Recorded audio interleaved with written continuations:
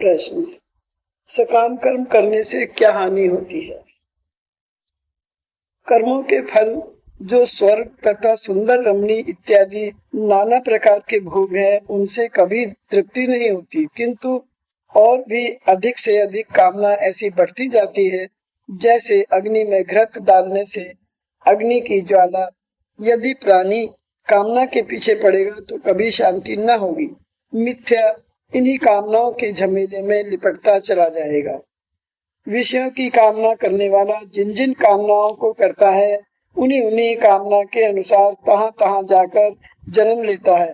पर जो सब प्रकार आप्त काम है, अर्थात जिसकी सारी कामनाएं भगवत स्वरूप में पूरी हो चुकी हैं, तथा जो सर्व प्रकार कृतात्मा है अर्थात कृतकृत्य है, उसकी सारी कामनाएं यहाँ ही नष्ट हो जाती हैं।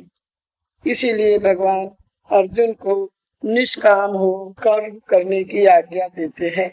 अब भगवान अर्जुन के प्रति यह उपदेश करते हैं कि निष्काम कर्म कैसे और किस उपाय से साधन से करना चाहिए। अब श्री दया सागर आनंद कंद ब्रज चंद अर्जुन पर दया कर निष्काम कर्मों के संपादन का उपाय बताते हुए कहते हैं कि अर्थात शत्रुओं को जीतकर संपत्ति का उपार्जन करने वाला अर्जुन, तू योगस्थ होकर कर्म किया कर, अर्थात दुख सुख आदि तथा हानि लाभ आदि द्वंद्वों को एक समान समझता हुआ केवल ईश्वर प्राप्ति निमित्त कर्म किया कर।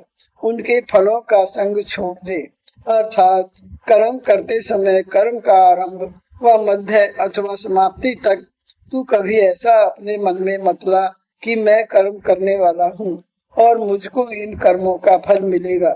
मेरे कहने का मुख्य तात्पर्य ये है कि तू ना तो कर्मों को कर्तव्य को अभिमान कर, न फल की इच्छा कर। इस प्रकार तू संग को त्याग दे। यदि तू यह पूछे कि त्याग कैसे होगा, तो सुन, सिद्धि और असिद्धि को समान करके कर्म कर, क्योंकि दोनों के समत्व को ही योग कहते हैं। जब तू कर्मों की सिद्धि और असिद्धि में समान चित्त होकर कर्म करेगा तो अवश्य कर्म फल के संग का त्याग आपसे आप हो जाएगा। पर समान चित्त होना सामान्य बात नहीं है, इसलिए चिरकाल पर्यंत इसका अभ्यास करना चाहिए। शंका, बड़े बड़े विद्वान त्यागी और तपस्वी इसका यत्न बार बार करते रहते हैं, पर कर्म ही सिद्धि से प्रसन्न हो व ना हो, असिद्धि से दुखित तो अवश्य हो जाते हैं। वरन सिद्धांत तो ये है कि यदि किसी को पहले से ये ज्ञात हो जावे कि इस कर्म की सिद्धि न होगी, तो वह कर्म में हाथ ही न लगाएगा। फिर सिद्धि और असिद्धि दोनों में समान होना कैसे बने? समाधान, कर्तव्य अभिमान तथा उन कर्मों का ममत्व छोड़ केवल कार्य समझकर अर्थात अपना धर्म जानकर करने से सिद्धि असिद्धि की समता हो जाती है। मुख्य अभिप्राय ये है कि मनुष्य को अपने मानसी धर्म के अनुसार किसी भी विहित कर्म में अवश्य हाथ लगाना चाहिए। यदि उसकी सिद्धि लाभ हो जावे तो उसके फल को भगवत में अर्पण कर देवे, और यदि असिद्धि हो जावे तो उसकी चिंता न करे। ऐसा समझे कि इस कर्म को इसी प्रकार कर्तृत्व मात्र ही होना था।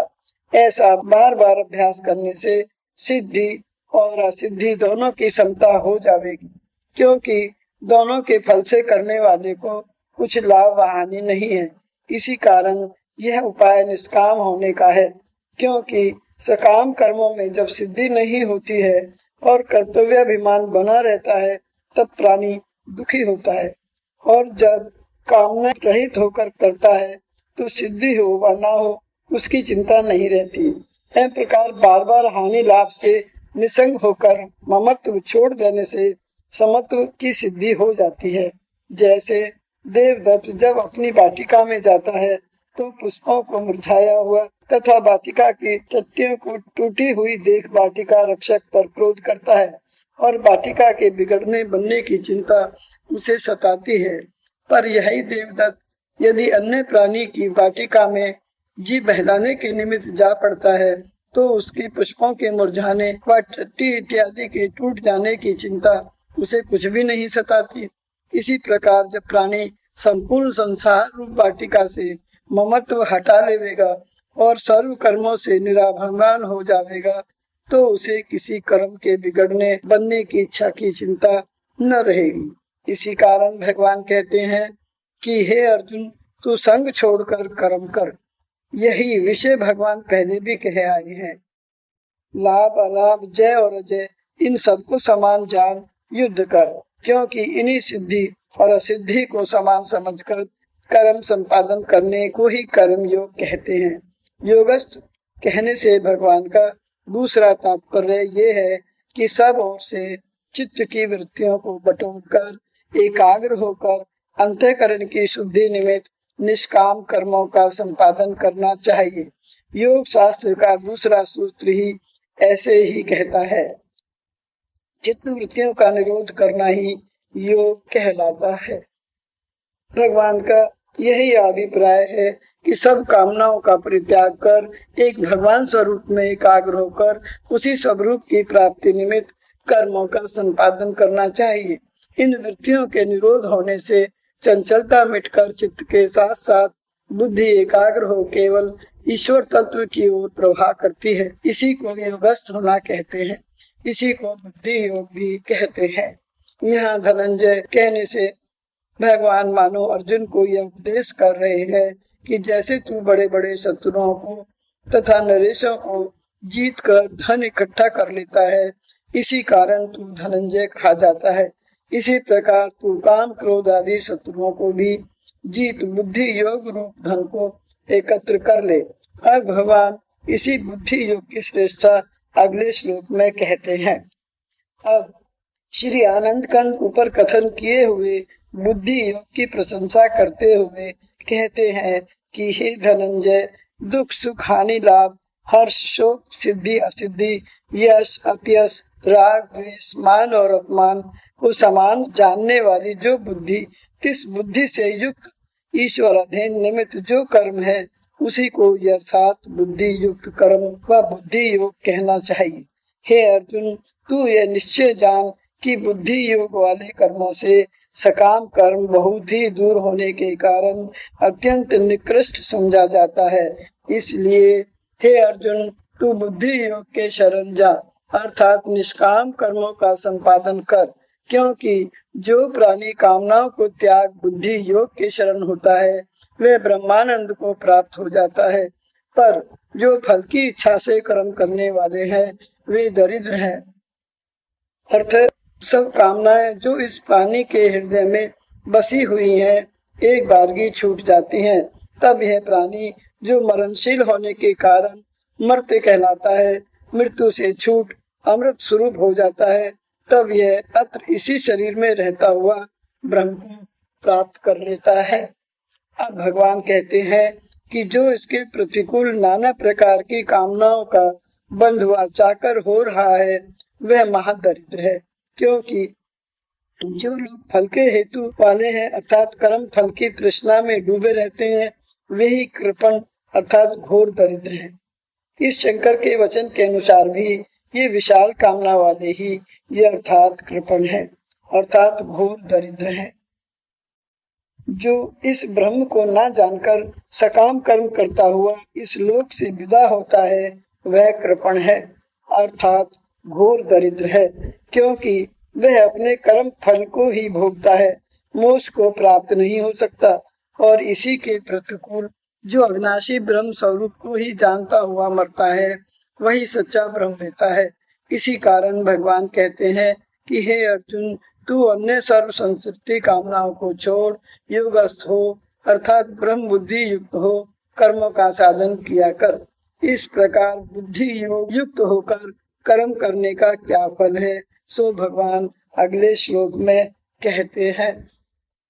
श्री कृष्ण भगवान अर्जुन को बुद्धि योग का फल उपदेश करते हुए कहते हैं कि हे अर्जुन, जो प्राणी बुद्धि युक्त होकर कर्म करता है अर्थात सिद्धि और असिद्धि में समभाव करक परमार्थ दृष्टि से करता है वह प्राणी इसी लोक में अपने पुण्य और पाप को छोड़ जाता है, क्योंकि बुद्धि युक्त होकर कर्म करने से उसका अंतःकरण निर्मल हो जाता है। अंतःकरण के निर्मल हुए उस पर दुष्कृत बिंब नहीं पड़ता, अर्थात शुद्ध अंतःकरण होने के कारण जितने पाप हैं सब दूर होकर फिर उसके समीप नहीं आते। जैसे सूर्य के उदय होने से अंधकार का नाश हो जाता है, ऐसे ही शुद्ध ज्ञान के उदय होने से फिर उसके अंतःकरण को पाप का अंधकार नहीं घेरता। इसलिए ये प्राणी अपने आप कर्मों को यहाँ ही छोड़ जाता है। अब रहे उसके पुण्य सो फल के त्याग देने से वे भी बाधा नहीं करते। यदि शंका हो कि पाप का तो त्यागना उचित है, पर प्राणी पुण्य को क्यों छोड़े, कैसे छोड़े, तो इधर ये है कि बेड़ी जैसे सोने की वैसी लोहे की, बंधन के कारण तो दोनों ही है। जब तक पाप और पुण्य दोनों लोहे और सोने की बेड़ियां बनी रहेंगी, तब तक उनके भोगने के निमित्त जन्म लेना ही पड़ेगा। जन्म लेने में से फिर मृत्यु के वश होना ही पड़ेगा। अतः ब्रह्मज्ञानी अर्थात बुद्धि युक्त कर्म करने वाला सत्व बुद्धि ज्ञान प्राप्ति द्वारा पाप पुण्य के बंधन में नहीं पड़ना चाहता। तहाँ पुण्य के त्याग देने का यह उपाय है कि जितने पुण्य कर्म उसके उदय हो जाया करे, भगवत में अर्पण कर दिया करे। जब एवं प्रकार भगवत में पुण्यों को अर्पण कर देगा तो भगवान उसके पापों को भी भस्म कर देंगे। अर्थात जब विद्वान बुद्धि युक्त कर्म करने वाला कर्मों के फल को त्यागता हुआ रुकुम्बन जो ज्योति स्वरूप जगत कर्ता ब्रह्म योनि ईश्वर रूप पुरुष को देखता है, अर्थात भगवत स्वरूप को हृदय के नेत्रों से अवलोकन करने लग जाता है, तब वह पुरुष सर्व कर्मों से निर्लेप हो पाप पुण्य के नाश करके परम समता को प्राप्त होता है, अर्थात अद्वैत रूप स्वभाव को प्राप्त होता है। तभी उसके दुख सुख हानि लाभ मान अपमान जय अजय इत्यादि सम हो जाते हैं। इसलिए कहा है कि परम साम्य को प्राप्त होता है। यही वार्ता भगवान अर्जुन को उपदेश करते हैं कि इसलिए हे अर्जुन, तू योग के लिए अर्थात समत्व बुद्धि युक्त कर्म के लिए यत्न कर, क्योंकि कर्म में कुशल होना ही योग कहलाता है। इस बुद्धि युक्त कर्म में बहुत बड़ी शक्ति तो यह है कि यद्यपि यह देखने में बाहर की दृष्टि से बंधन के कारण जान पड़ते हैं, पर यथार्थ में अपने सजातीय सर्व पाप पुण्यों को भस्म कर डालने का सामर्थ्य रखते हैं, क्योंकि कर्म की जो कुशलता है अथवा बुद्धि युक्त होकर कर्म करने में कर्ता की जो चतुराई है वही योग है। और समबुद्धि करके भगवत चरणारविंद की प्राप्ति के लिए निष्काम कर्मों का संपादन करना ही कर्ता की चतुराई है। इसी को बुद्धि युक्त होकर कर्म करना कहते हैं, और निष्काम कर्म करने का अभ्यास भी इसी के द्वारा प्राप्त होता है। अब इस प्रकार बुद्धि युक्त होकर निष्काम कर्म करने वाले किस पद को प्राप्त हो गए वह होते हैं सो सुन। योगेश्वर भगवान श्री आनंद कंद कृष्ण चंद्र बुद्धि युक्त कर्म करने वाले पुरुषों के विषय प्रशंसा करते हुए कहते हैं, हे अर्जुन, जो लोग बुद्धि युक्त मनीषी हैं अर्थात सर्वशास्त्र पारंगत हो केवल ईश्वर प्राप्ति निमित्त कर्मों का संपादन किया करते हैं, वे ही शुभाशुभ कर्मों के फलों को त्याग कर जन्म के बंधन से छूटकर अर्थात नीच और ऊंच योनियों में जन्म लेने और मरने के दुख से बचकर अनामय अर्थात माया रचित सर्व द्रव्यों और रोगों से रहित आनंद स्वरूप विष्णु के परम पद को प्राप्त करते हैं। क्योंकि जिन लोगों के साथ कर्म बंधन लगा हुआ है वे घटी यंत्र के समान शुभाशुभ कर्मों के फल में पड़े हुए बुरी भली योनियों को प्राप्त हुआ करते हैं। इसी कारण श्रुति भी कहती है, जो आनंदित कर्म है वे ही सेवन करने योग्य हैं, इतर नहीं। तहाँ आनंदित कर्म उन्हीं को कह सकते हैं जो निष्काम होकर किए जाते हैं, अर्थात जिनमें फल की इच्छा नहीं रहती। जो कर्म वासना सहित किए जाते हैं वे बंधन के कारण है, इसीलिए वे निंदित कर्म कहे जाते हैं। इतना सुन अर्जुन ने पूछा, भगवान, योग अनुष्ठान जनित सत्व शुद्धि से उत्पन्न बुद्धि मुझ में कब प्राप्त होगी?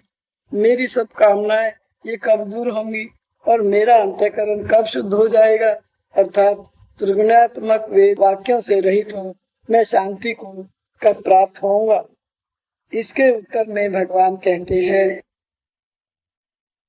अर्जुन ने जब भगवान से पूछा कि मुझे योग अनुष्ठान जनित बुद्धि अर्थात सब कर्मों को समान समझ उनके फल को भगवत में अर्पण करने वाली बुद्धि तथा सर्व कामनाओं के निकल जाने से मेरे अंतःकरण की शुद्धि कब उत्पन्न होगी, तब इसके उत्तर में भगवान कहते हैं कि हे अर्जुन, तेरी बुद्धि जो मोह समूह के कठिन दुर्ग में मारी फिरती है, मारे मोह के तेरा हृदय जर्जरीभूत हो रहा है।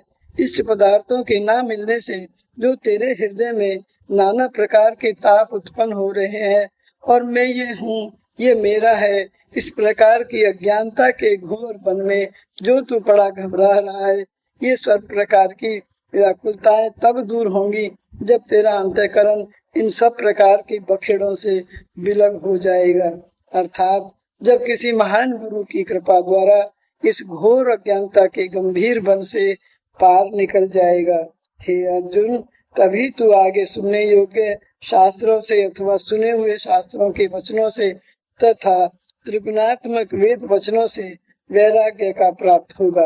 अभिप्राय ये है कि मोह को छोड़ देने वाले से तुझे फिर किसी भयानक व रोचक विषय के सुनने, सुनाने, जानने, जनाने की रुचि न रहेगी।